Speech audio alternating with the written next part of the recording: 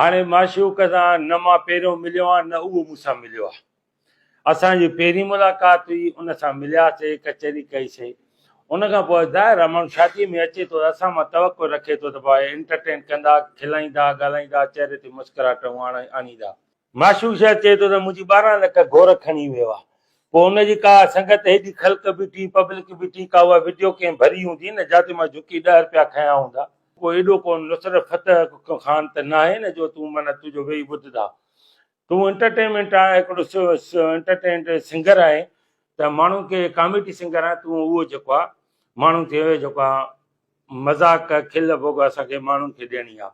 त हाणे जेकॾहिं तव्हांजी जेकॾहिं दिलि आज़ारी थी आहे त मां जेको आहे तव्हां खां माफ़ी वठां थो।